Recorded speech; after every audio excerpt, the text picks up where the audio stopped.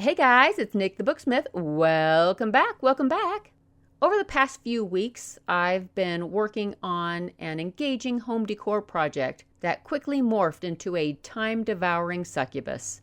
But never fear, my friend, I didn't forget about you. I thought to document every excruciating detail. You're welcome. 7 years ago, I bought this bedraggled bookcase for $10 at a thrift store. I was hoping to transform it into something presentable to house an electric fireplace insert for my workroom, aka the coldest room in the house.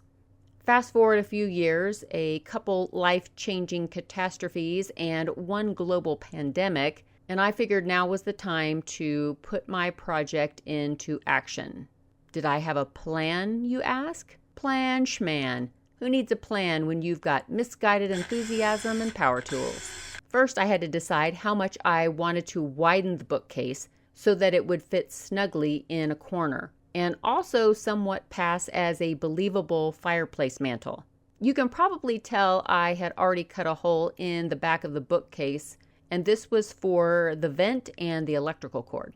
It ended up being about 6 inches added to either side, in the form of a 1x12 board that I sliced in half lengthwise, then glued and screwed to the bookcase. Glued and screwed. That should be on a Waffle House menu. This photo shows some extra bracing added on the back of those sideboards. Once those were secured, it was time to begin layering some recycled and thrifted trim. Oh yeah, and a new larger top that would fit the aforementioned corner. Because remember, this bookcase was just a standard bookcase. It was not a corner bookcase. But I wanted this fireplace mantle to look like it was built for the corner. At this point, I figured it would be prudent to set the fireplace insert where it was going to sit so that I could build around it. Good thing I've got a small hoard of scrap hardboard, or masonite, whatever you call it, to use to close in these shelves and as a base to build on. I closed in the top shelf because I didn't think it looked like an authentic mantle if I left it open. But then it seemed really wasteful to close in all of the shelves, so I decided the bottom would become a cabinet section with doors. Next, it was time to gather up the scraps of wood trim and the offcuts from the hardboard. Thank goodness for nail filler and spackle. Finally, I had to tell myself, no more, because I can muck around with details forever if I let myself. After deciding on the paint color, the whole shebang got a coat of primer and then its first coat of paint. That's when I settled on adding the fake tiles that we made in the last video. I will link that below just in case you happen to miss it, but would like to see how those tiles were made. I also forgot to take pictures of installing the hinges and the doors on that bottom section, so don't hate me too much. But this is the finished project. I hope you like it as much as I do. It sure does make that corner look cozy. If you want to stick around for the rest of the video, I recorded some process clips of making the accessories that decorate the mantle.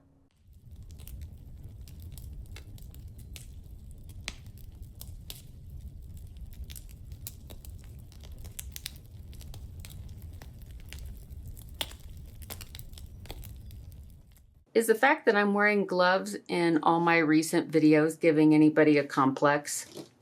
I think I'm getting a complex. Okay, so this is the back of a piece of artwork that I got at a thrift store. It was $15 and I basically liked the frame.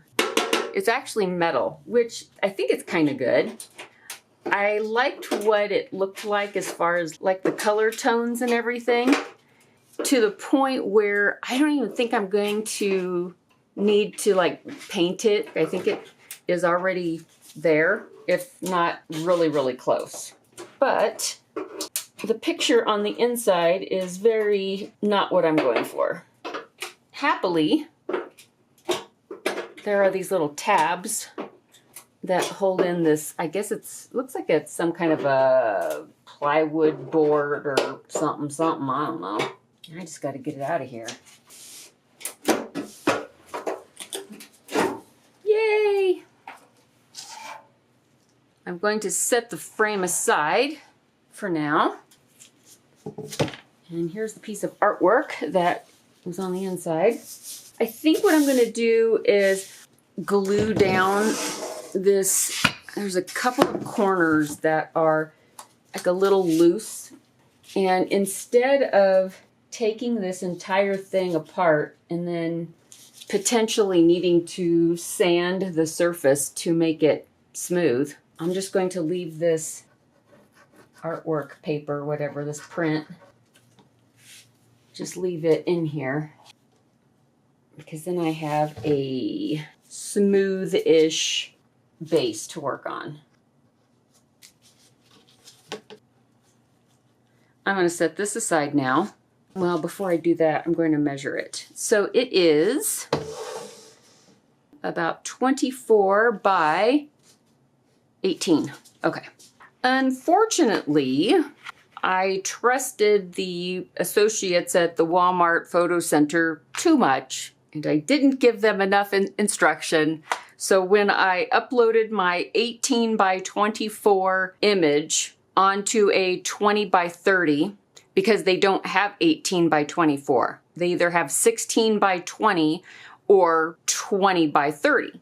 I thought, well, I'll just upload the 18 by 24 onto a 20 by 30, and it has a little bit of a white border around it, which is great because then the image is the right size. So after I uploaded it, I clicked on preview and it shows the 18 by 24 on the 20 by 30 with a little border around the edge. And I thought, awesome. I went to pick it up and there is no border. They blew up the 18 by 24 and filled the whole 20 by 30. Because of course they did.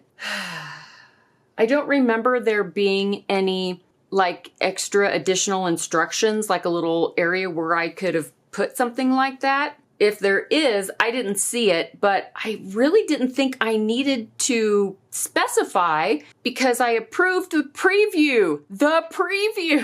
Lord have mercy. So we're just gonna work with this. I'm over it. I'll figure this out. So it's a little bigger than I want it to be, which means I'm going to have to crop off like 3 inches off of either side.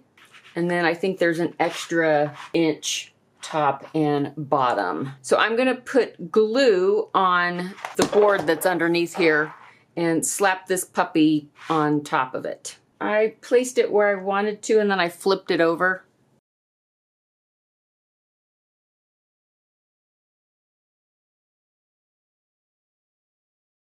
So why this looks like this at the moment is because I printed out the 18 by 24 image onto just what would fit through the printer, you know, so the 8.5 by 11, but I cut the borders off because I wanted to see if I liked it, what it was going to look like, and I did. So that's why I went ahead and ordered the poster print. So this is what it was supposed to look like somewhat. I sanded it down because there were these little seams. I have a brand new bottle of Mod Podge. I'll pour some in here. I have this little foam roller. I thought this might be a little easier than a brush. Well, we will see. Maybe I should have poured the glue on top of this board instead of trying to get it out of the tray a little bit at a time.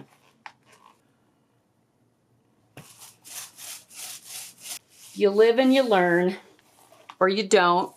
You forget. You might live and learn, but then I usually forget the next time and I have to live and learn again. Anybody else like that? I can't be the only one out there that does a lot of living and learning.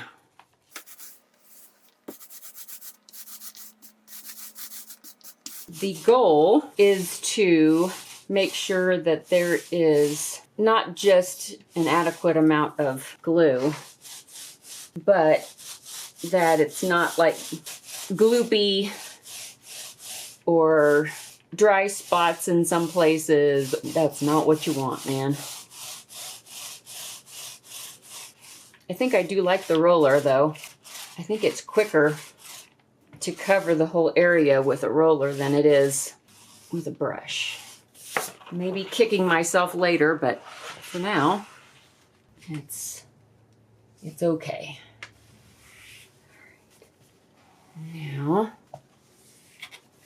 I'll work my way out from the center.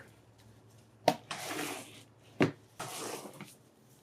do have this. I could use it to protect. Not that it really matters too much because I'm going to put a coat of stuff over the top of this, so.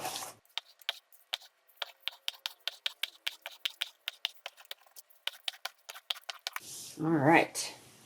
Now this needs to dry, which I say that a lot, don't I? It's probably because I lived and I learned and actually remembered it, that if you go forth to conquer before you've allowed everything to dry, that you may live to regret it. I will be back momentarily, at least for you, and we can move on.